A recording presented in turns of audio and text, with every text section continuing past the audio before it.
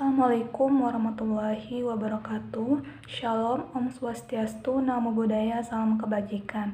Perkenalkan, nama saya Elvaria Angelita dengan NIM 100113821261150. Pada video kali ini saya akan memaparkan dan menjelaskan mengenai materi pengadaan logistik kesehatan organisasi di pemerintah. Menurut Yusman dan Amran, tahun 2020, manajemen logistik adalah suatu proses kegiatan fungsional untuk mengelola material yang meliputi perencanaan dan penentuan kebutuhan, penganggaran, pengadaan, penyimpanan, serta pendistribusian dan pemeliharaan, penghapusan dan pengendalian. Tujuan manajemen logistik adalah menyampaikan barang jadi dan bermacam-macam material dalam jumlah yang tepat pada waktu dibutuhkan, keadaan yang dapat dipakai, lokasi di mana ia dibutuhkan, dan dengan total biaya yang terendah.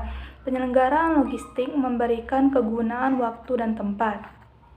Pengadaan merupakan kegiatan yang paling menentukan dalam rangkaian manajemen logistik, karena pengadaan sebagai komponen penting dalam mendukung upaya peningkatan pelayanan kesehatan. Apabila suatu pengadaan berhasil untuk dilakukan, maka barang-barang yang dimiliki oleh organisasi siap didistribusikan dan digunakan oleh unit-unit kerja yang membutuhkan. Pengadaan tidak selalu harus dilaksanakan dengan pembelian, tetapi didasarkan atas pilihan berbagai alternatif dengan berpedoman pada prinsip alternatif mana yang paling praktis, efektif, juga efisien. Salah satu bentuk pengadaan yang harus diperhatikan yaitu alat kesehatan, sebagaimana yang telah tertulis dalam Undang-Undang Nomor 36 Tahun 2004 pada pasal 98 yang mengatakan bahwa sediaan farmasi dan alat kesehatan harus aman, berkhasiat atau bermanfaat, bermutu, dan terjangkau. Diharapkan dengan adanya pengadaan logistik alat kesehatan dapat menjadi peranan penting dalam membantu aktivitas pelayanan tersebut dalam mencapai efektivitas kegiatan logistik dan terpenuhinya kepuasan masyarakat. Salah satu bentuk terpenuhinya kepuasan masyarakat yang dilakukan oleh pemerintah yaitu terpenuhinya keinginan dan kebutuhan masyarakat secara cepat, tepat, dan efisien.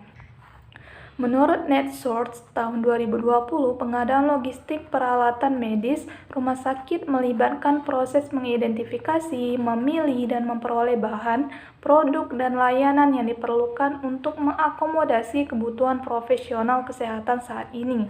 Menurut Heinrich tahun 2022, pengadaan peralatan dan perlengkapan medis lebih dari sekedar kontrak dasar antara pemasok dan penyedia layanan kesehatan.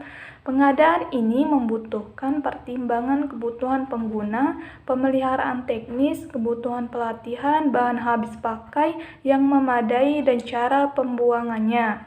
Menurut Partners tahun 2023, fokus utama dalam menciptakan rantai pasokan adalah untuk menyediakan kebutuhan medis yang diperlukan untuk institusi seperti rumah sakit, klinik, atau apotek secepat mungkin. Adapun proses pengadaan logistik, proses pengadaan alat kesehatan di rumah sakit melibatkan beberapa langkah, yakni 1. Mengenali kebutuhan akan alat atau seperangkat alat tertentu yang biasanya diidentifikasi oleh anggota staf internal dan diteruskan ke departemen yang sesuai. Yang kedua, mengidentifikasi persyaratan khusus untuk perangkat tersebut, termasuk kebutuhan pengguna, pemeliharaan teknis, kebutuhan pelatihan, bahan habis pakai yang memadai, dan metode pembuangan. Yang ketiga, setelah persyaratan diidentifikasi, rumah sakit dapat memulai proses pengadaan yang melibatkan pemilihan pemasok dan negosiasi kontrak. Proses pengadaan peralatan dan perlengkapan medis berbiaya tinggi di rumah sakit membutuhkan perimbangan beberapa faktor di luar kontrak dasar antara pemasok dan penyedia layanan kesehatan. Menurut Heinrich et al. Tahun 2022, faktor-faktor ini termasuk kebutuhan pengguna, pemeliharaan teknis, kebutuhan pelatihan, bahan habis pakai yang memadai, dan metode pembuangan. Adapun faktor-faktor yang mempengaruhi pengadaan logistik. Menurut Fu et al. Tahun 2019, faktor-faktor yang mempengaruhi pengadaan logistik alat kesehatan di rumah sakit antara lain biaya peralatan, kemampuan pemasok untuk memenuhi standar komoditas hijau, dan penerapan sistem e-procurement rumah sakit yang ramah lingkungan dengan menggunakan model cloud. Penerapan sistem e-procurement hijau dapat meningkatkan efisiensi proses pengadaan dan mengurangi dampak lingkungan rumah sakit, pengalaman pasien, dan evaluasi terhadap pelayanan kesehatan di rumah sakit. Adapun masalah kompleks yang menghalangi pengadaan logistik. Menurut NetSource tahun 2020, ada beberapa masalah kompleks yang menghalangi pengadaan yang sukses di industri medis, termasuk teknologi yang sudah ketinggalan zaman, yang dapat menyebabkan inefisiensi atau kesalahan yang signifikan dalam operasi pengadaan. Untuk memastikan pengadaan yang sukses dalam rantai pasokan layanan kesehatan, penting untuk menetapkan serangkaian langkah yang dapat membantu para profesional pelayanan kesehatan mengidentifikasi, memilih, dan memperoleh bahan, produk, dan layanan yang diperlukan untuk mengakomodasi kebutuhan mereka saat ini.